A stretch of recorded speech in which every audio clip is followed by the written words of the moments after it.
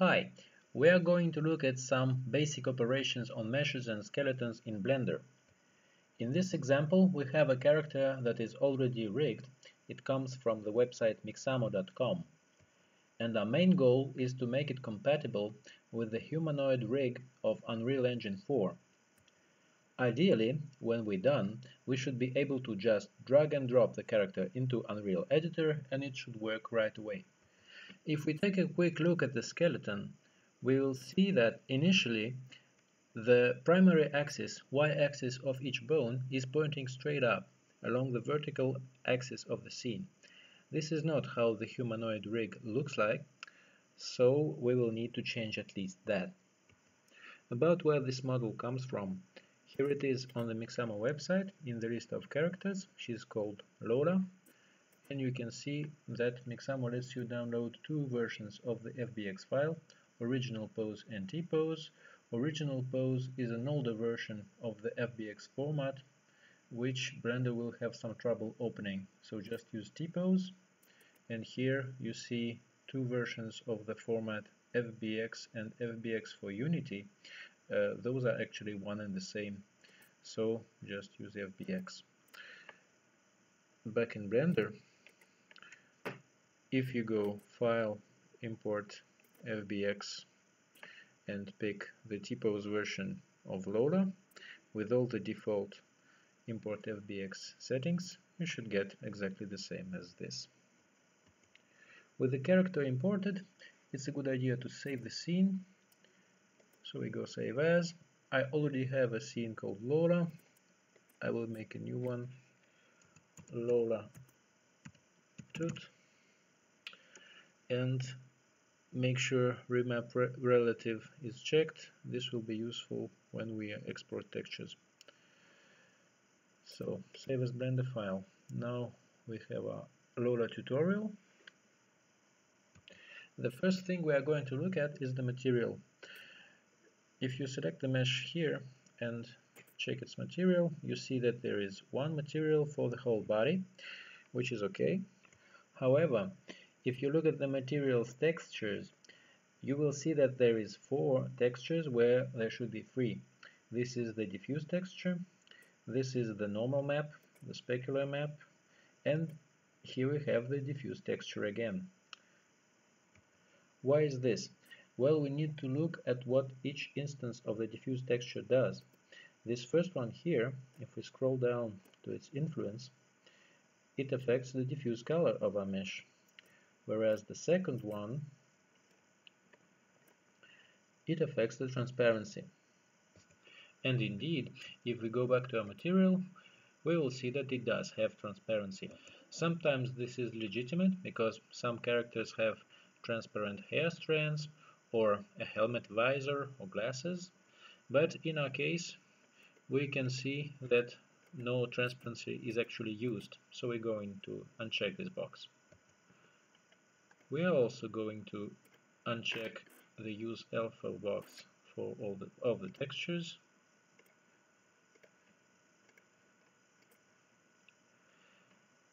And we are going to delete this one.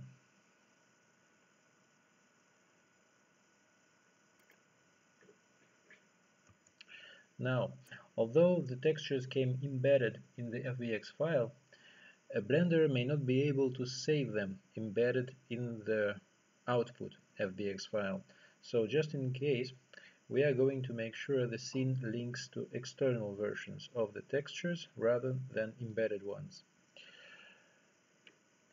I have already been working on this character, that's why I have already local versions of the files.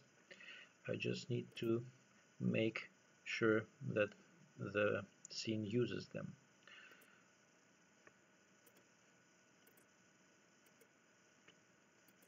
And this one, the diffuse texture, local one, is actually different.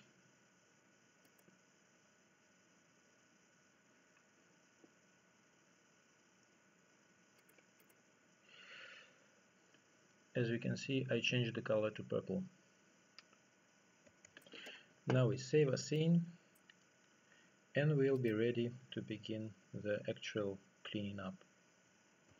There are a lot of things that can be untidy with the scene. For example, we can look at the pose. If we pick the armature and go into pose mode, we can see that there is a little, it's just shifted with respect to the rest position. We don't actually need that shift. So we are going to pick any bone, and by the way, we see that there is some garbage, that the location of the bone is not exactly 0, it's shifted a little bit up, a little bit to the left, and so on. We don't need any of that, so we just pick all the bones and go clear transform all.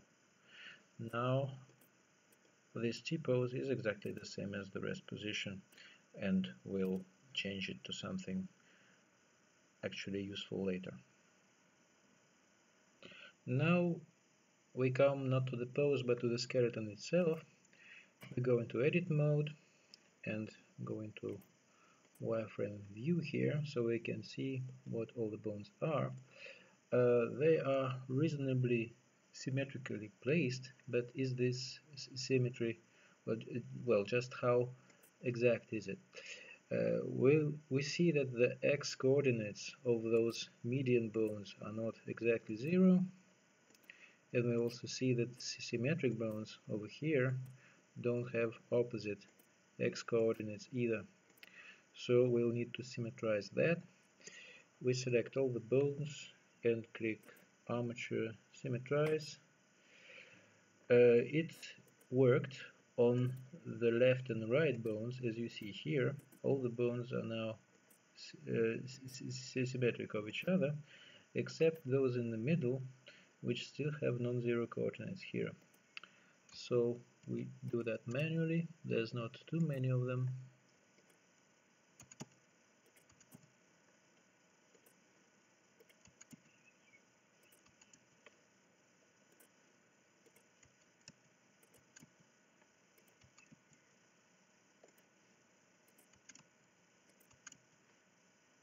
You also see that not all of the bones are shifted by the same amount. So this is some kind of mess, and the one that is best cleaned up if you have the opportunity. Now we made the skeleton symmetric, but what about the mesh? So we select the mesh, go into edit mode so that we can pick each vertex individually. And the first thing we notice is that the vertices along this median line all have this same coordinate, which is not 0. This indicates that our whole mesh is shifted sideways by this small but noticeable amount. We are going to make this right by shifting the mesh to the left, her left. So here we go. We picked one of those vertices, write down the value, then select everything, shift it to the left, enter the exact value here, applying the factor of 100 because our whole character is scaled from meters to centimeters, and I happen to know that exact value is, well, has those 2 extra digits. And we shift it, and then we can check that the resulting position of all the vertices is indeed 0. That took care of the mesh as a whole, but what if there are other symmetry issues at play? So we are going to select this vertex and this other one, and we can see that sure enough they are not perfectly symmetric of each other.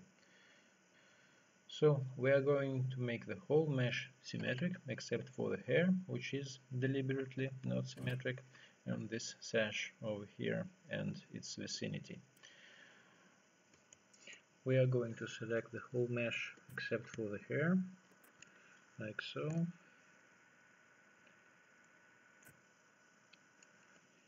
There, it's all selected except for the hair, and then we go to mesh and snap to symmetry. It says that 600 vertices are already symmetrical, about 1200 we made it in new pairs, and 600 failed.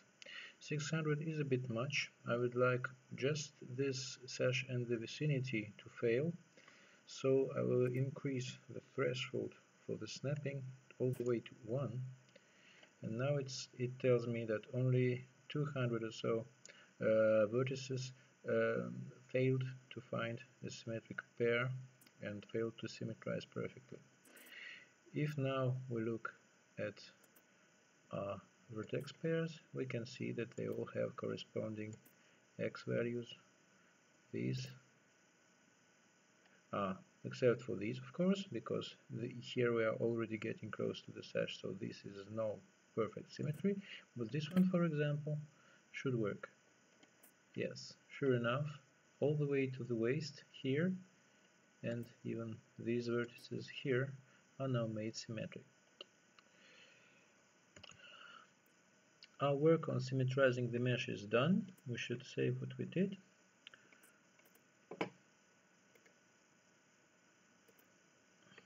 And now we are going to do some basic operations on the skeleton. First, let's try to make the skeleton look more or less intuitive, with the primary axis of each bone pointing towards the child. So we need to make the spine connected, we need to make the legs point down, and the arms point sideways. We go into edit mode for the skeleton. Now we want to pick all the bones of the arm except the clavicle, like so. And we are going to rotate those bones in edit mode around their individual origins in the normal reference frame. Rotate like this. All the bones are rotating about their own center by the amount that I set here to exactly minus 90 degrees. If we go in top view, we'll see that the alignment is reasonable for all of the bones, except for the thumb, of course.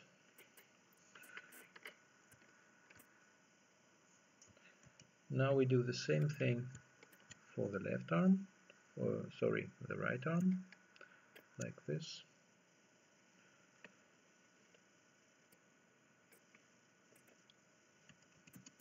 Rotation of minus 90.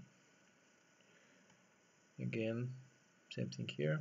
This is no surprise, since we made sure to make the skeleton fully symmetric earlier. Now we do the legs.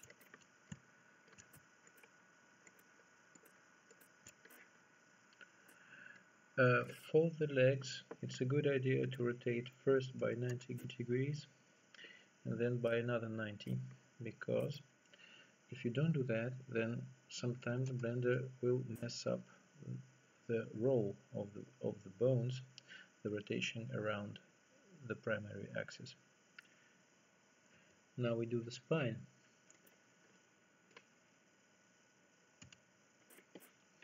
This is our pelvis bone. We look at it from the side. This has a spine section, 3 bones here. I will take just these 3 and rotate all of them by the angle 4.358, because that seems about the right value. Actually, I know what the right value is, and you can see that indeed the bones are exactly connected now. The neck.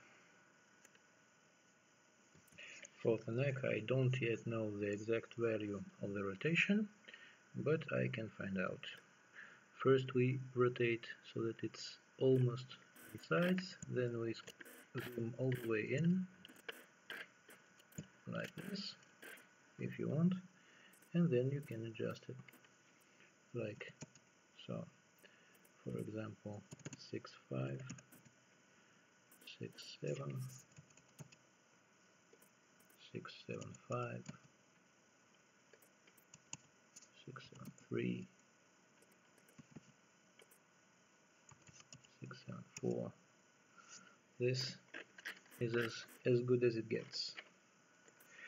The head also needs to be rotated because this end bone here, otherwise useless, indicates us where the actual tip of Mixamo's head bone was before it was converted to a straight up position. Actually, for the head we can see another trick. That is, we can exactly snap the end of the head bone to this the head of the head end bone without having to tweak the rotation at all. So you select the head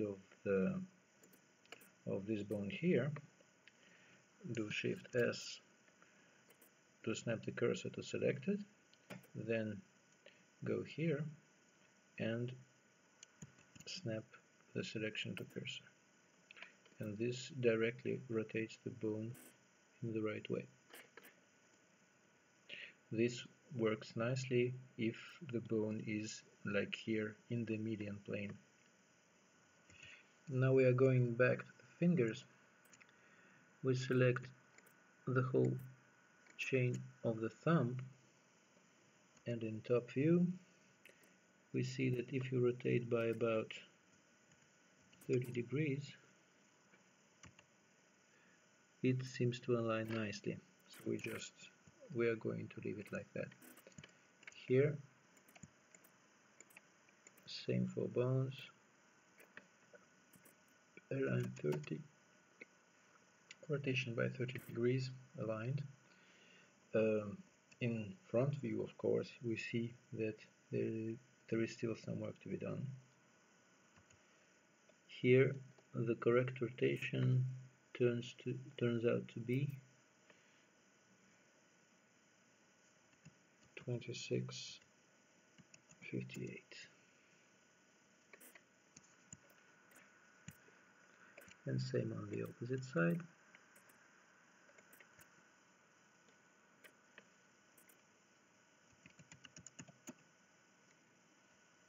That's not the end of the story for the thumb.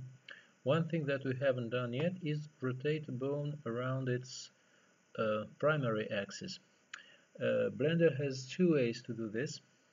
One is with this roll setting over here. So we are lucky because after our operations, rotation by 30 degrees around vertical axis, then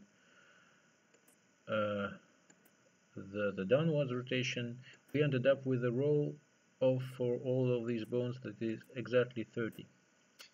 So we can just change that. If we change it, for example, to 45, here you see, and back to 30. There we go. We can modify the rotation of these bones. We need that because the thumb, if you look at it here in close-up, it looks like it will fold along this axis and not along this one. So we need to rotate by about, well, let's see. Yes, actually 45 seems about right. Let's try that.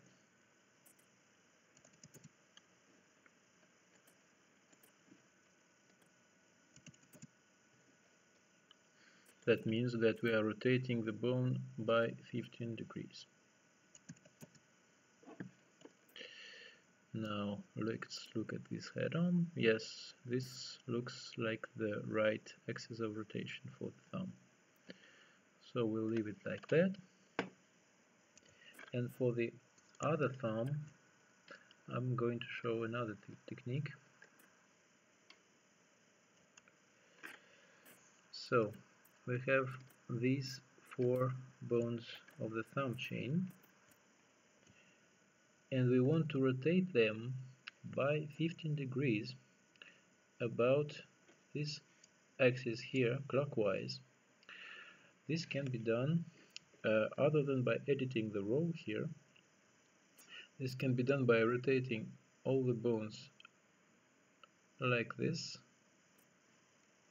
by 90 degrees.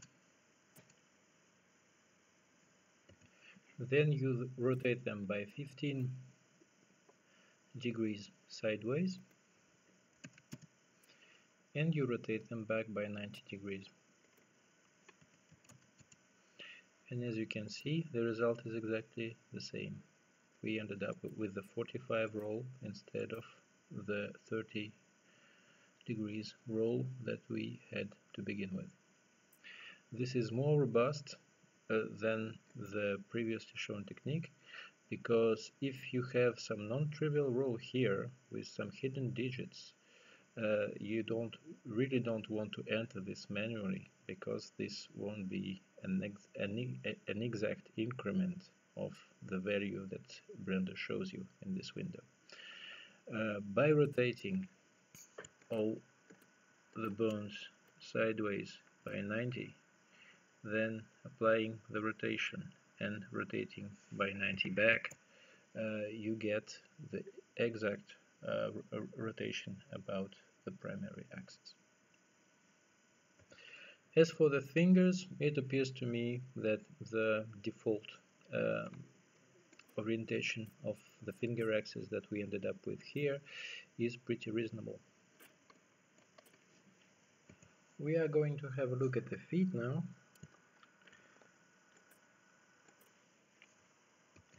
We see that the feet of the mesh are angled outwards, whereas the bones for the feet are completely axis aligned.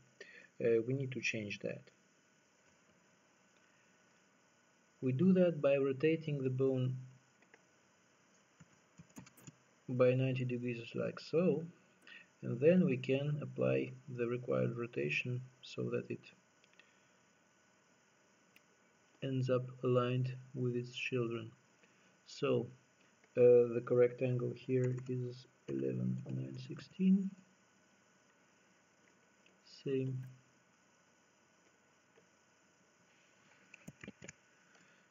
for the left foot, -90.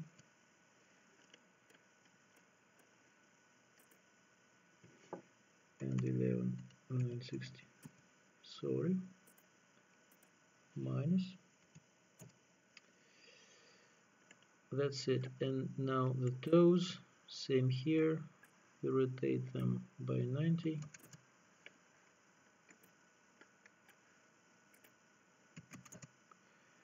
And the angle here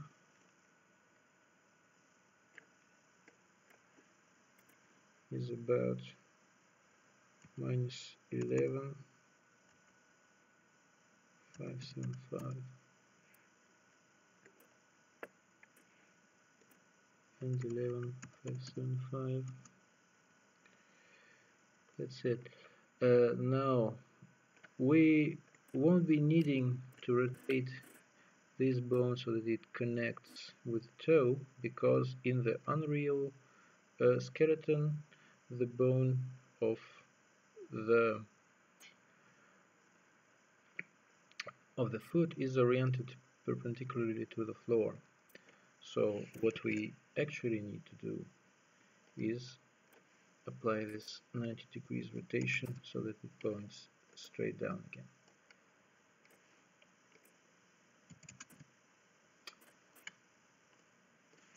And there we have a feet and the toes. Those are practically ready for the Unreal skeleton.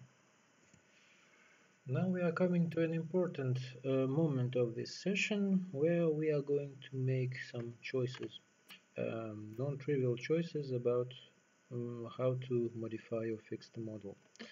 We are looking at the legs now, and I don't know about you, but it seems to be that they could be straighter. They are not as nice as I'd expect them to be. They go pretty much this way, and then they curve outwards, and then they come back to the ankle joint, which is about here. I would expect the whole foot to be somewhat straighter. We'll hold that thought about fixing the legs for a little while, as well as fixing well all those other proportion issues that the model might have. In the meantime, we are going to create IK bones for the feet, which will be needed by the Unreal rig anyway. So we have the pelvis here. We shall duplicate it and put the new bone at 0 like this, and set its tip at -100 along Z. We call this new bone IK foot root. Then we select each of our feet, duplicate them, call them accordingly, IK foot R, parent to IK foot root, and here the same thing, duplicated, renamed, and reparented. We are not going to change the size of the IK bones. It can be a bit confusing because they overlap with the actual foot bones, but it's also convenient because by right-clicking the bone several times, we can easily select with visual feedback either the IK bone or the actual foot bone. For example, here I selected the IK foot bone, and here it looks like I have nothing selected, but here it tells me that in fact I have selected the right foot. Now we can try and fix those legs. Somewhat counterintuitively, we are going to do it not in edit mode, either for the mesh or for the skeleton, but in pose mode. So we change to pose mode for a skeleton, and we are going to have a look at pose constraints. To straighten the leg, we need to move this bone without moving that one. We want the feet to remain in those same positions, same as the thighs, and we want to move only this middle section here. This is actually the reason why I set up those IK bones here, because I will use the IK bones for the feet to restrict the motion of the foot while I'm moving this lower leg section here. So pose constraints are rather easy. You select the foot, the actual foot here as it tells me, then go to pose constraints over here, add bone constraint, and copy location. We copy location from this same armature that we have here, and we want IK foot R. Now the right foot, the actual right foot, is constrained to the IK foot, which isn't going anywhere because it's not part of the same hierarchy. It belongs to the IK foot here, which isn't going anywhere, it's just at the origin of the world. We do the same thing for the left foot, add bone constraint, copy location, armature, and IK foot L. So now we have constrained the feet and we can move the lower leg around. As you can see, when I move it, the foot doesn't move because it's constrained by the IK. You also notice that Blender does some funny business with the coordinates when I move the bone.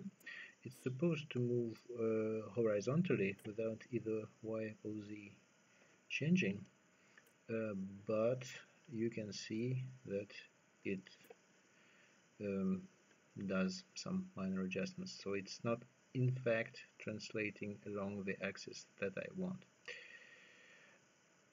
So I'm going to enter the values manually. Here I want all zeros, and here I want minus 10954, and here 10954. Those are exactly the values I need. I have written them down, and if we go to wireframe front view, we can check that indeed this is the perfect alignment with the thigh.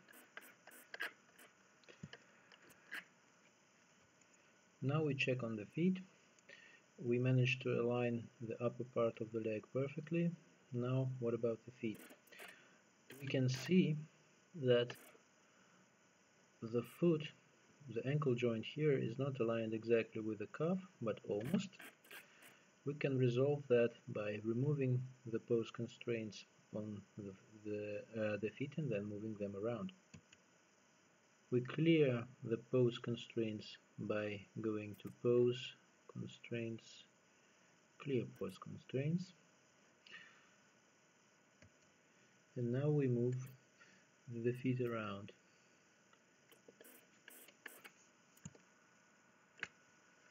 Here we are almost there. We need this to coincide.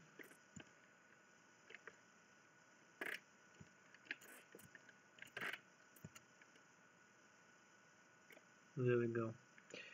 This looks like the right value.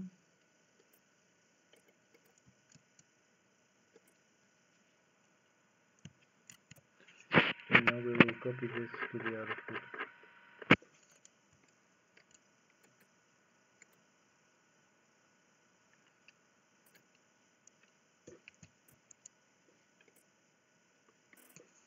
This should do it.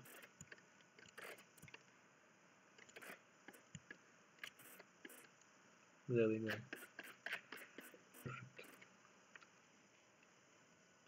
This is our new pose. We can look at it in the material view with the armature hidden. I would say it looks better than before. Before we go on, we should apply this new pose to our mesh and skeleton so that it becomes our new reference when modeling. We do this in 3 steps. First we need to select the mesh, then go to the modifier section here and apply the modifier.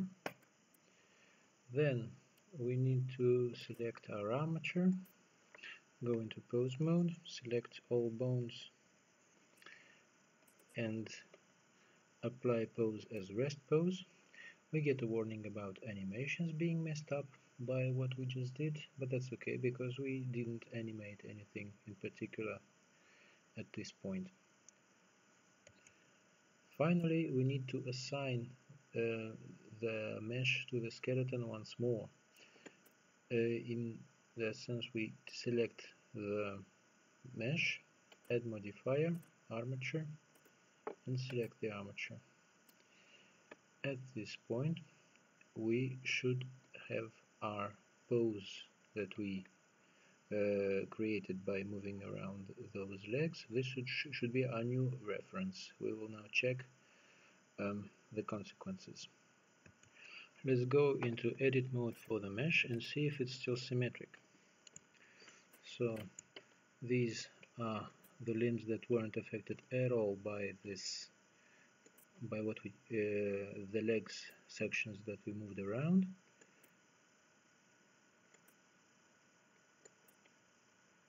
And yet we see that some funny business has occurred.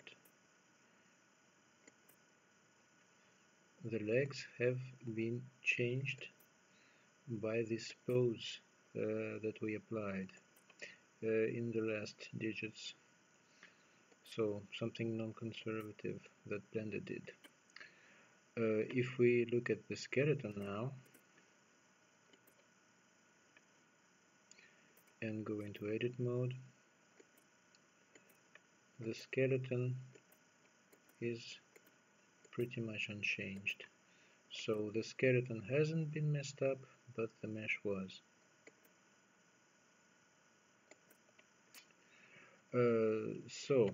We've already done symmetrizing for the mesh. We do it again after this operation. We go into edit mode, select everything but the hair, like this, and do snap to symmetry. There we go. Now we'll make sure that the legs are connected. We made sure that the calf and the thigh and the foot are aligned along the x-axis, but if we go into side view, we'll see that they are not connected. There is a distance between them along the y-axis. We will fix that now. We are going to use the rotation that I showed you earlier. When the bone is facing towards an axis, completely axis aligned, then we can use the snap to cursor trick. So we go into edit mode for the armature. We select the head of this lower leg bone, snap the cursor to select it, then select this and selection to cursor. Then do the same here, cursor to selected and selection to cursor. Same thing here. We select the head of the left foot. Be careful not to select the IK bone because we moved the feet, the actual feet, around a bit, and the IK feet stayed exactly where they were. So we need the head of the actual left foot now. We can do cursor to selected and selection to cursor. Then the head of the actual right foot, cursor to selected and selection to cursor. We can go to top view, wireframe, to check that our bones are as we expect them, and they are now connected. So the legs are now essentially ready for the final step of preparing them for Unreal. We need to look at the arms now. There we have our clavicles. We will rotate them sideways by 90 degrees and see what happens.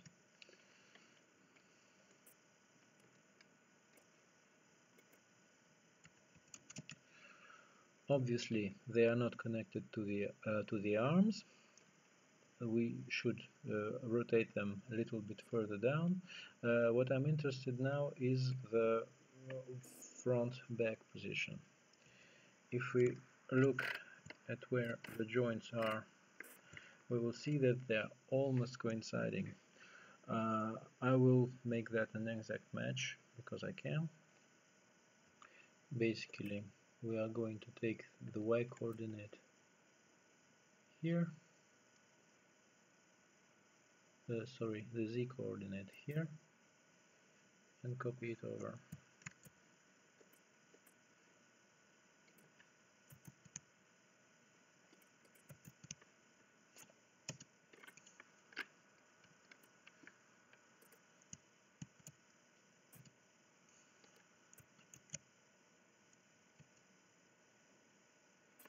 And now we can do the snap to cursor trick again.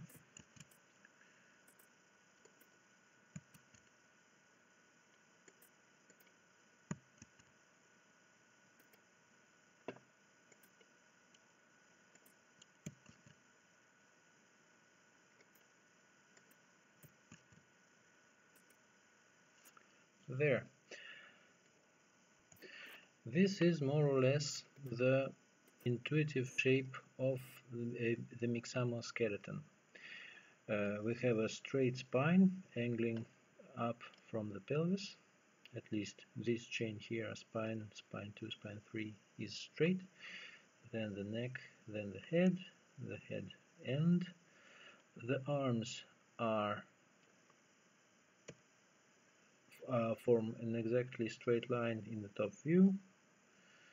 Here the clavicles angle a little bit down. The thumbs form in top view a 30-degree angle with the arm. The fingers are straight, and well, the legs are in some kind of not quite vertical position, and the feet are angled outwards. Maybe the one thing that we might correct still at this point is, on second thought, the toes here should be at the exact same angle as the foot. So let's put it this way: in top view, wireframe, the toe here should be exactly aligned with the line that connects the foot to the toe. So we are going to rotate this one by, I don't know, 90 and then 90.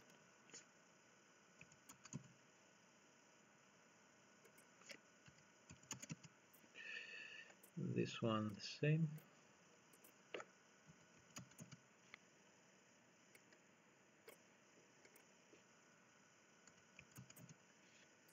And then in top view we see that those do not exactly coincide. We actually need to rotate this one by 0.341, and then this will be an exact match. Same thing here. Rotate this one by 0.341, and we have our match. Now we rotate them back into place, first by 90 degrees and then by another 90 degrees.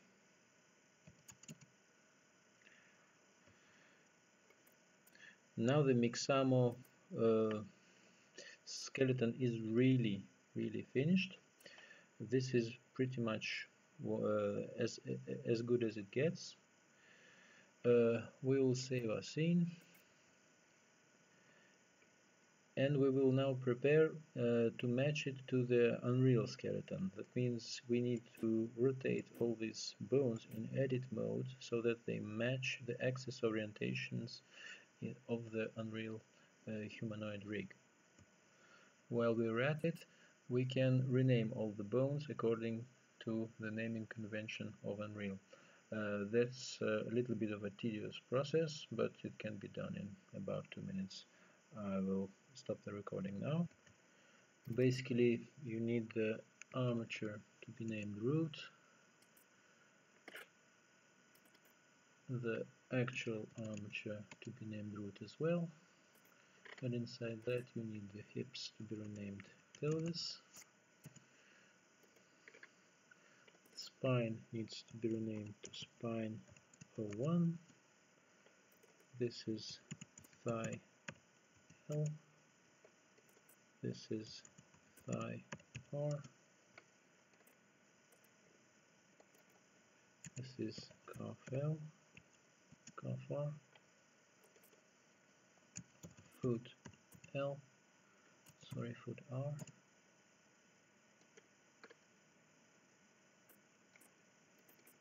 This is ball R.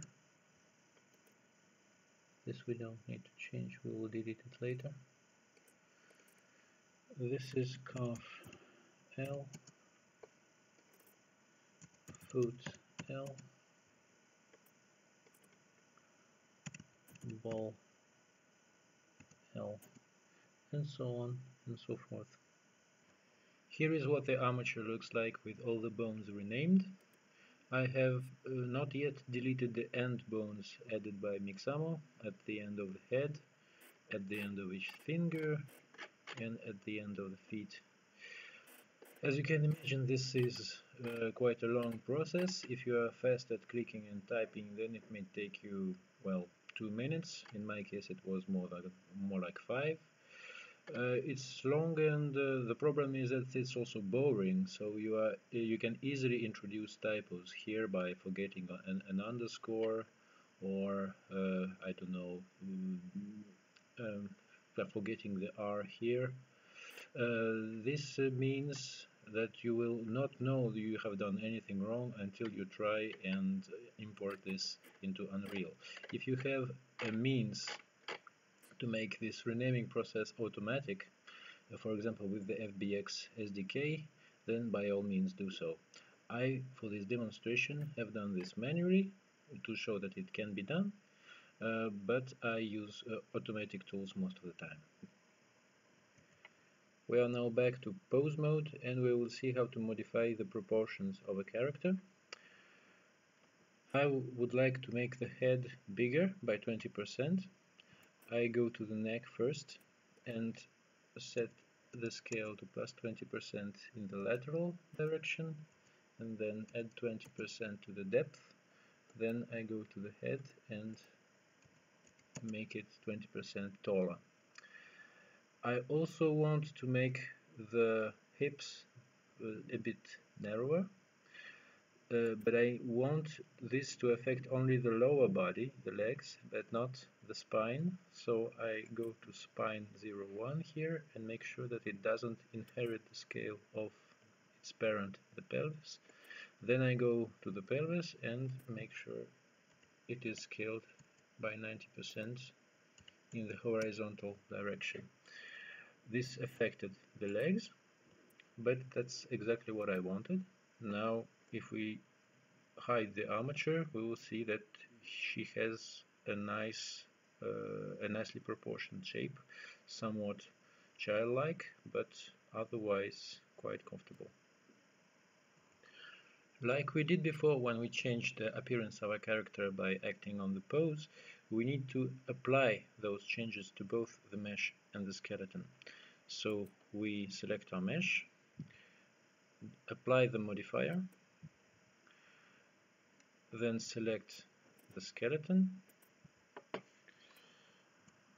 select all the bones, apply the pose as rest pose, and then select the mesh again and add the armature modifier back. After we do this, like previously, we may want to see if our data has remained symmetric throughout the process. We select our skeleton, go into edit mode, and see if the bones are still symmetric. This seems to be the case. The changes of scale that we applied didn't mess up anything in particular. Let's see the legs. The legs look nice and symmetric. Maybe only the feet may have some issues. Let's see, this is the right foot, the left foot. Yes, you can see that there is a slight difference here. So we actually select everything and do armature symmetrize, and you see what this did. Yes, now the feet are symmetric again. We still have the IK feet which are not exactly aligned with the feet. We will fix this later. Let's look at the mesh. We select the mesh, go into edit mode, front view, and we want to see if the symmetric vertices are actually symmetric. These ones are.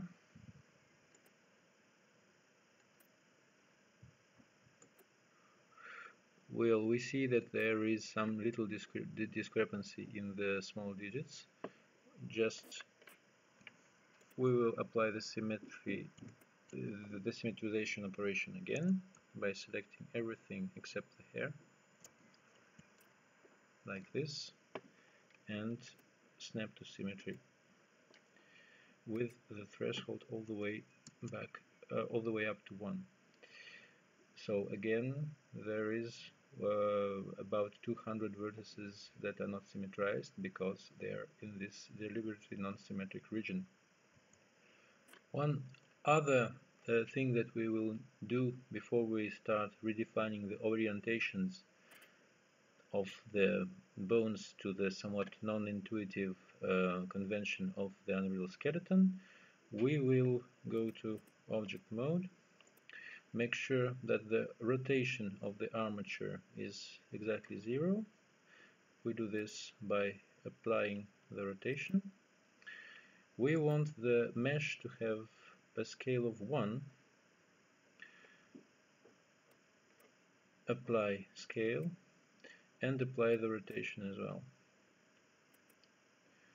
Now the transform of the mesh inside the frame of references of its parent, the skeleton, is exactly the trivial transformation. We are not going to move any bones in pose mode at this point, so we will delete all those end bones that we have kept until now. Let's select all of them.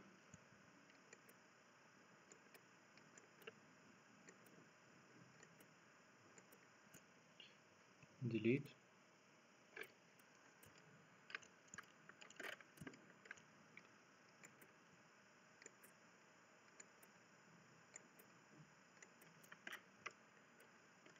Then the feet ends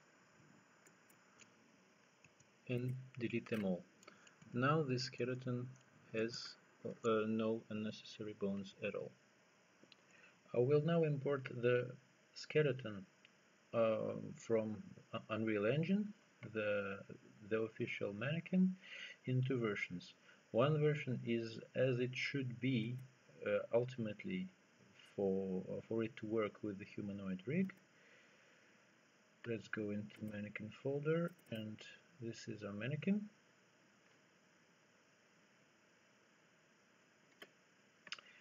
There he is. We select the model and put it a little bit in the back. If we highlight, make it sure its armature shows through, we will see that the orientations are not at all intuitive. They stick out of the limbs instead of following their length. We will need to rotate all those bones by 90 degrees in some direction or other for the character to work directly in Unreal. I would also like to show you what the skeleton of the mannequin looks like once it's made more intuitive with a rotation of these bones by 90 degrees so that it looks more usual for a skeleton. We go to import FBX and I put it somewhere over here.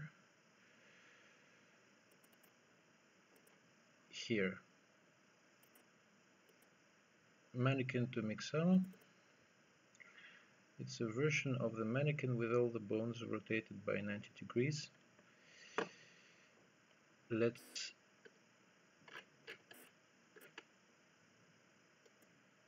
That's him. So let's put him to the side and let's make sure his armature is shown.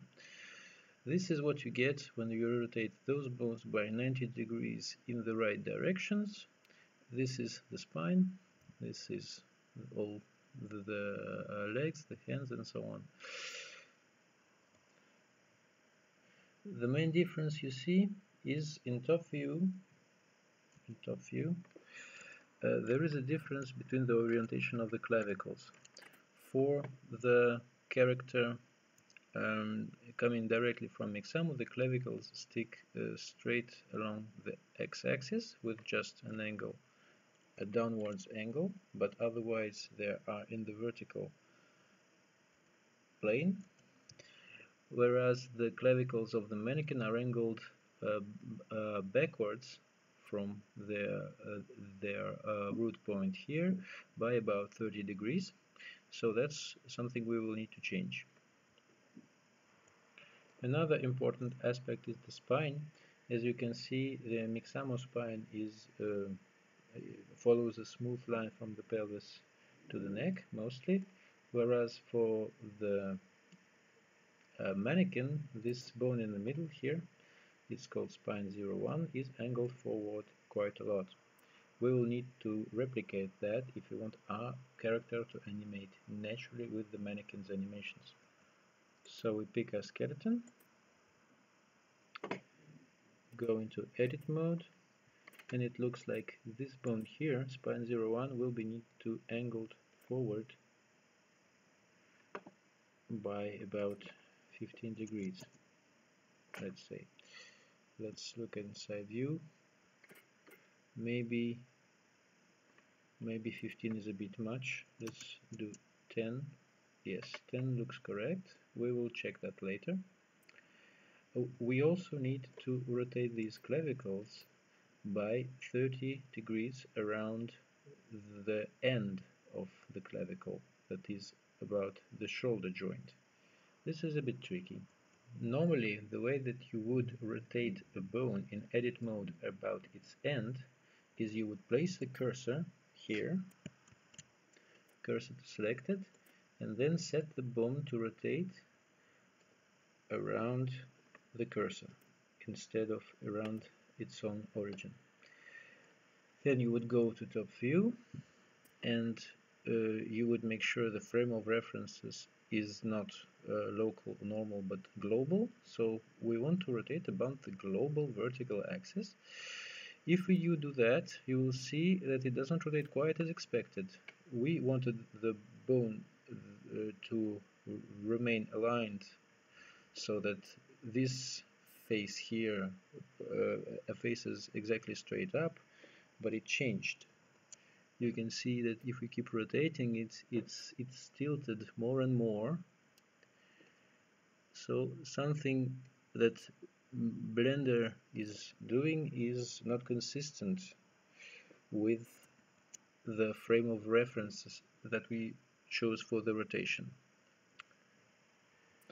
This does not work no matter what frame of reference we choose. For example, in view mode, in rotating with respect to the viewport, in this case a top viewport, we should be getting a nice clean rotation around the vertical axis, but there is also some extra tilt introduced by the rotation. So we need to find another way. Apparently, for the horizontal rotation to work, we will need to make this bone lie in the horizontal plane first. In that case, Blender will rotate it without any additional tilt.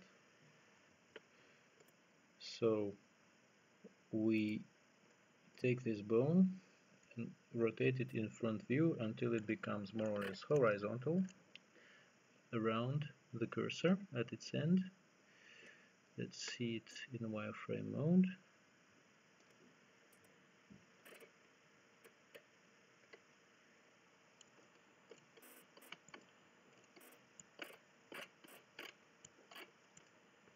It looks like it's not quite horizontal yet, so we keep adjusting it.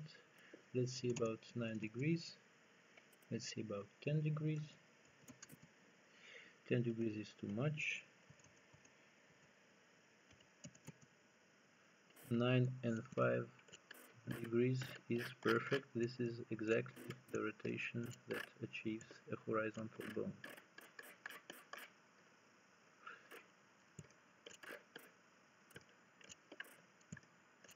As you can see when you zoom in to the maximum. So we apply the same rotation to the other bone here. we need to set the cursor to the tip of the bone, then go to front view and rotate here by 9.5 degrees.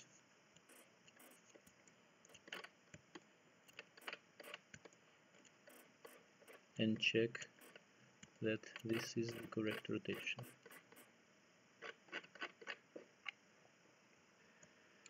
We are now going to bring in the mannequin to check what exact angle we need to apply in the horizontal plane to the clavicles.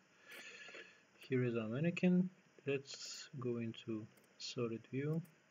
The armature for the mannequin has been set to stick. That's a bit more convenient at this stage.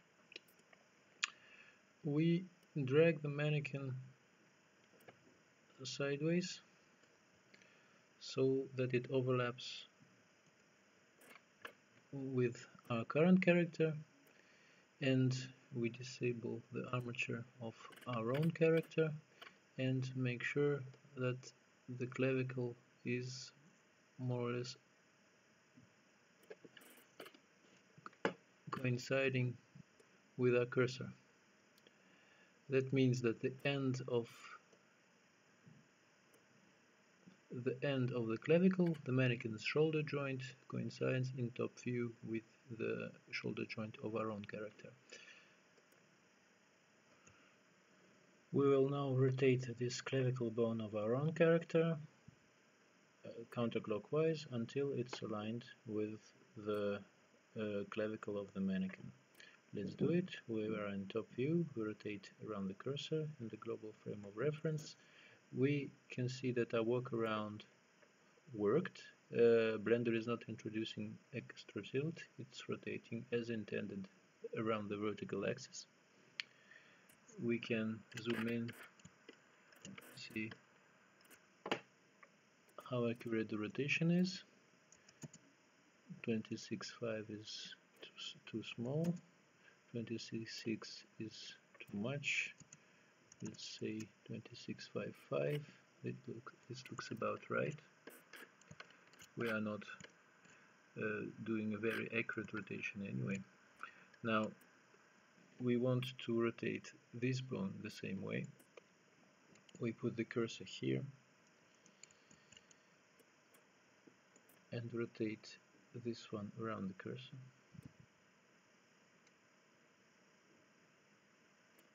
Again,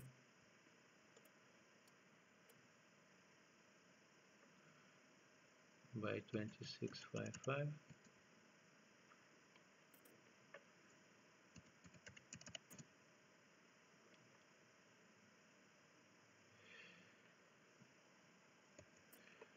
Let's check this inside view.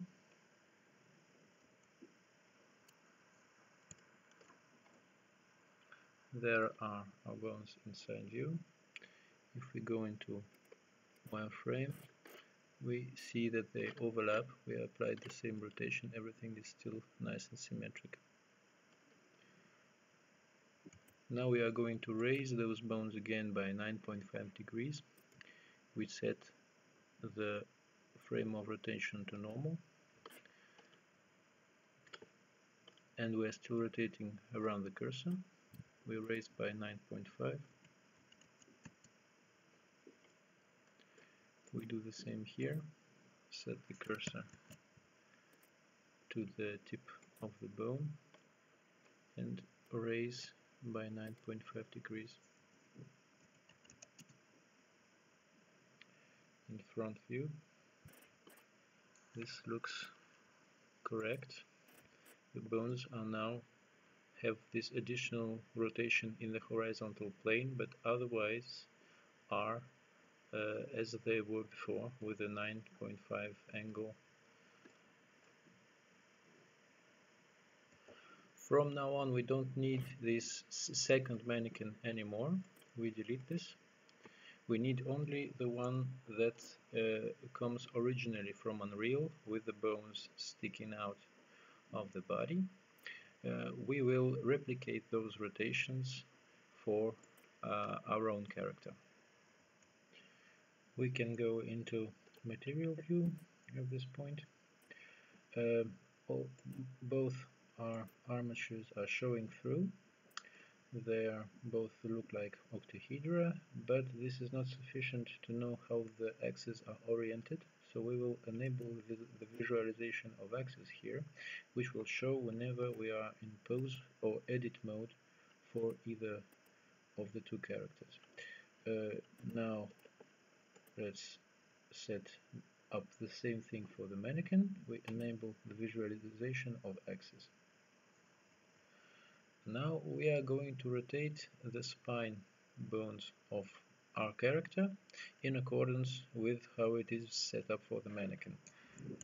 For the mannequin, we see, if we zoom in to the spine bones here, that the spine bones have the y-axis sticking backwards. This is indicated by the primary axis of the bone stick, and the x-axis is going up through the spine towards the head. We are going to replicate the same thing here. So we select the armature of our character, go into edit mode, and look at what we need to change. Let's go into solid mode so we have a better view. So we need the x-axis of all the spine bones to point up after a transformation. We see that this will be the case if we take all those bones and rotate them along the individual origins in their normal frame of reference by 90 degrees sideways first, so that the x bone sticks up, and then by 90 degrees clockwise around the vertical axis, well, around their own x-axis, so that the y-axis ends up pointing backwards. Now we do the arms. The arm chains, as you can see, the y-axis for the mannequin sticks forward for the right arm, and outward of the hand and the fingers for the right hand, and its exact opposite for the left arm. But if we go into a detailed pose mode view, we can see that the x-axis is pointing from the hand towards the body for the right arm, and for the left hand side the x-axis of all the bones are pointing from the body and out of the arm. We will need to replicate that for the arms of our own character. So let's select this character, go into edit mode for the armature. We need to select all the whole arm chain like this, and we need X to point from the arm towards the body. This will be done by rotating all of the bones around Z by 90 degrees. Now we need to treat the bones separately. The fingers and the hand are already in the correct positions. The thumb needs to be rotated by 90 degrees. Sorry, I will pick all the bones of the thumb and rotate them all by 90 degrees around the x-axis. This is the correct position for the bones of the thumb. And now the remaining 3 bones of the arm, clavicle included, will need to be lowered by 90 degrees, like this. We do the exact same operation for the left arm. Select the main bones of the chain, then add all the bones of the hand. We need the x-axis to stick from the body and out of the arm. This will be done by raising all the bones like this. Now we see that the bones of the thumb need to be rotated inwards because the y-axis for the left arm sticks inside, towards the inside of the palm for all the fingers. That is done. Now we need to rotate all those other fingers and the hand by 120 degrees around the x-axis, first by 90 degrees here, then by another 90 degrees, so that Blender doesn't mess up the roll orientation. And now we need only to take these three bones and lower them by 90 degrees in the backward direction. The arms are now done. Now we need to do the legs. Those are a little bit tricky because of this different convention in Mixamo and Unreal. You see that not only there is some little inconsistency between the orientation of the leg itself and the toe in the Unreal rig. We also have differences in conventions for Mixamo. For example, you see that for the leg, the axis, x-axis points to the right of the character, but for the foot here, the x-axis points the opposite way, towards the left of the character. So we will need to treat the legs and the feet separately. Let's peek at the mannequin to see the directions of the x-axis for the legs. We see that, like for the arms, the x-axis flows up one leg and down the other. So we need to make sure that x points up for the left leg and down for the right leg. This does not include the feet.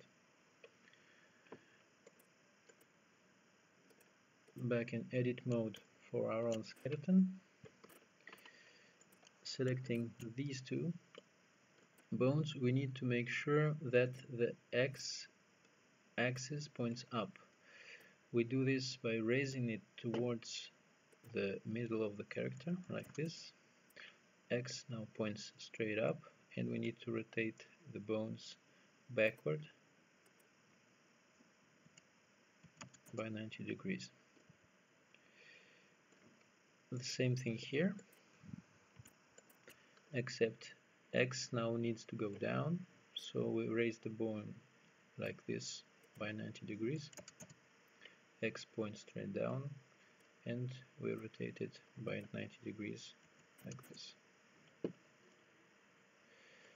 Now we need to replicate the same orientation for the feet. We select the actual left foot, and we want its x-axis to go up, so we rotate the foot outwards by 90 degrees and then 90 degrees backwards. Same for this foot here. We will need X to point down. That means we raise it outwards and rotate it towards the front by 90 degrees. This completes the feet, but we still have the toes left, so let's pick at the rotations, the correct rotations for the toes. We have X pointing out of the toe for the left leg and backwards for the right leg.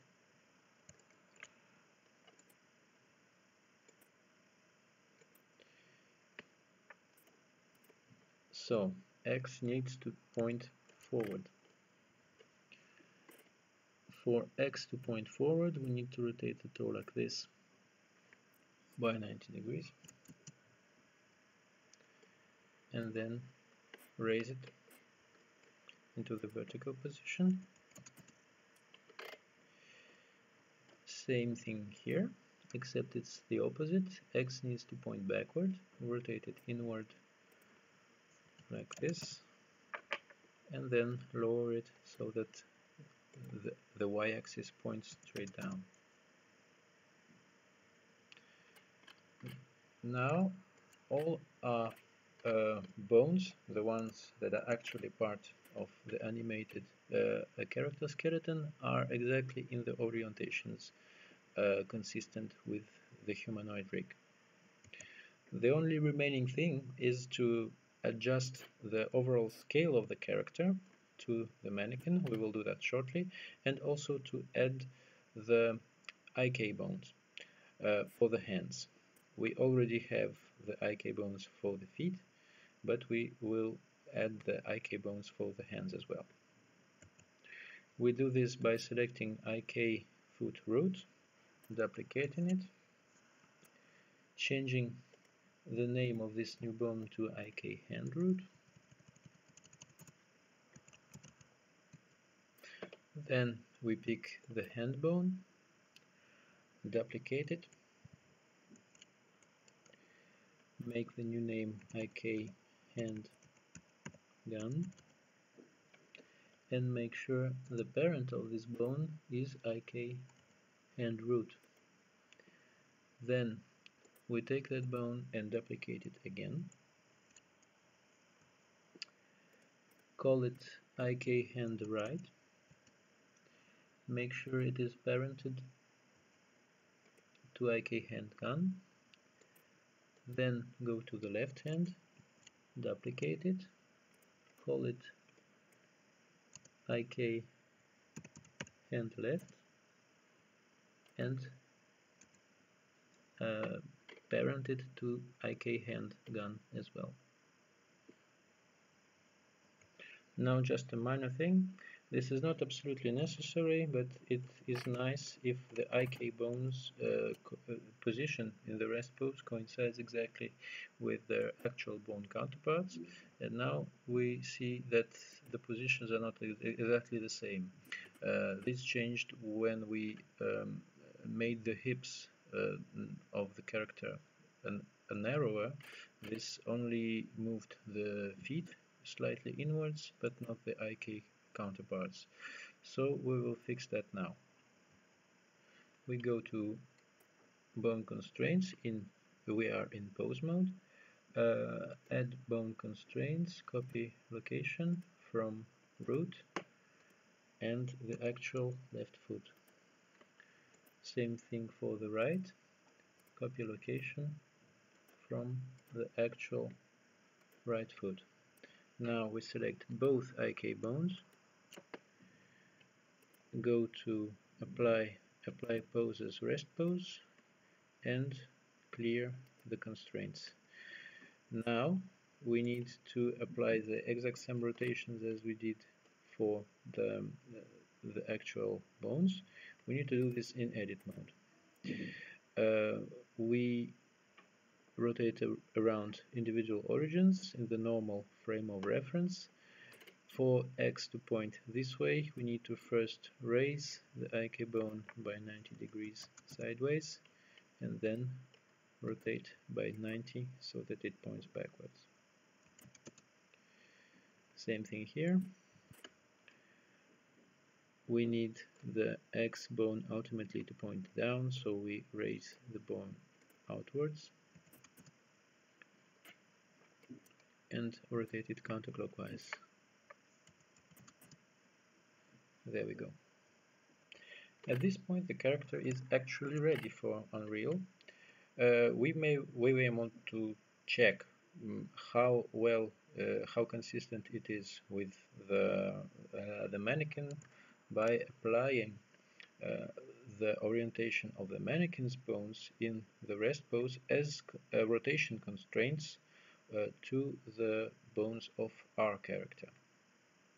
This is actually exactly how animation will happen in Unreal Engine. The relative positions of the bones don't matter. All that matters is the global rotation of the bone. So we are going into pose mode and we are going to apply a rotation to this bone, a rotation constraint from the the right thigh of the mannequin. And you can see that the rotation is consistent. This places the leg in the same A-pose position as the mannequin. We can repeat the process for the other bones. Copy rotation, root, thigh, left, then we do the rest of the leg, and so on and so on. I will turn off the recording and show you how it looks afterwards. So this is what the character looks like after all the bones except the fingers and toes have been constrained to the A pose of the mannequin. We can remove X-ray now. You can see that the pose is mostly the same as the mannequin. For example, inside view we can have a look by hiding this armature here. Well, it's pretty similar. What we want to change now is we want to adjust the overall scale of the character. In front view you can see that Lola is much bigger than the mannequin, and also we introduced a little bit of a gap here when we changed her from the T pose to the A pose, so this will also affect our scale factor. We are going to adjust the scale of the character. For that, since we will be working in object mode, we will need the skeleton to show through, so we enable X-ray visualization again, both for the skeleton and the mannequin, like this,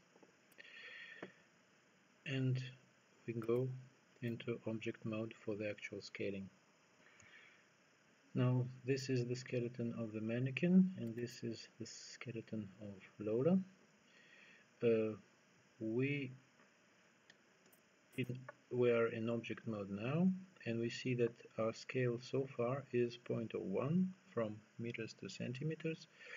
In order to visualize our scale adjustments more clearly, we will apply this scale so that the scale is exactly 1. We will change that back to 0.01 later. Let's try a smaller scale for our character. If we try 80%, we see that she's too short.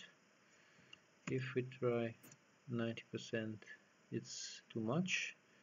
If we try 85%, this is about the correct height. So let's enter the same value for the other axis, 85% and 85%. Now let's look in front view at what happens with the soles of the feet.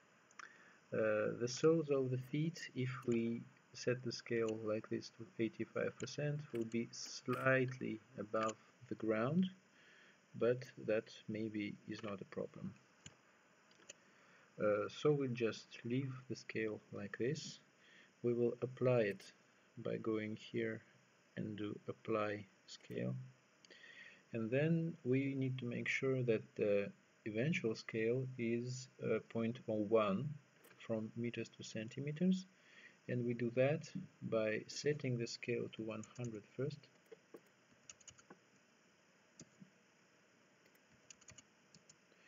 This makes a huge character. We apply that scale of 100 and then enter the scale of 0.01 again.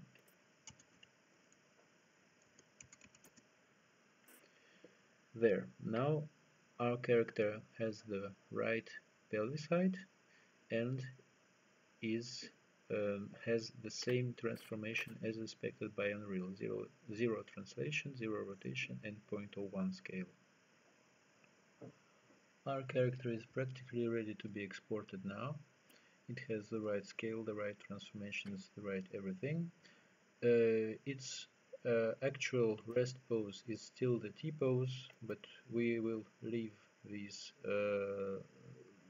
this pose constrained to the mannequin just for future references if we are going to come back for some tweaking.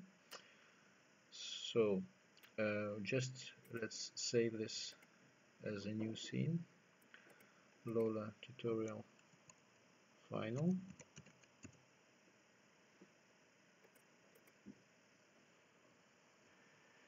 Here is what she looks like in material mode with the armature hidden. We can also hide the skeleton. We won't need him at this point, but we can use him for a pose later on. Now this is our character. We can select both the skeleton and the mesh. First, make sure that all the textures are stored externally in the textures folder. Then we go select the armature and the mesh. Then we go to export FBX, adjust the export settings. We want to export, well, if you look at the defaults, you need to check selected objects, export face normals, don't add lift bones to the armature, and that should be it.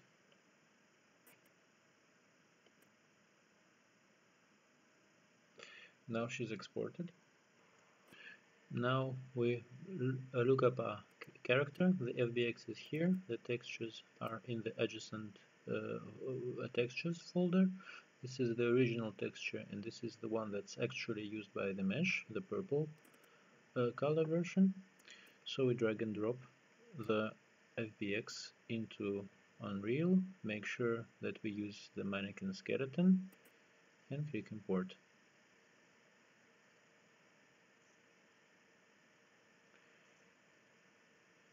Since I have several programs running on the computer, we may have to wait a little. Okay, it imported without any problems, and it's still compiling the shaders. We can open her in the editor. She's still not fully painted, but we can also already see her shape. You may note that Unreal didn't complain about anything. Both the armature, the skeleton, the normals, everything is as Unreal expects. We can also try and use this character in our basic third-person project as our playable character. Let's see how she animates. Well, she actually already adopted the idle pose of the Unreal character, and we can see that she runs around as expected. Let's look at the shape of the fingers in close-up. If the fingers are as expected, everything is fine, toes, and we can check the feet height. We did a good job. The soles coincide with the ground that she's walking on. So this should the character should be quite usable in the game, no matter what mannequin animations we apply to it. You may notice that in this idle pose from the starter pack animations, the shoulders are a little bit high. This is because the starter pack animations suck. For other better looking animations we shouldn't have this problem. If we do, We will just have to adjust the vertical rotation of our clavicle bones back in Blender, but I don't think that will be necessary. Okay, and now we see that the character has imported. She looks as expected with, the shaders are done comparing now, and she looks as expected with the dark purple color of the uniform, and we can also look what she looks like when animated. With the mannequin's animations, everything is fine, the hands, the feet, everything. So that was it. Thank you for watching. Bye.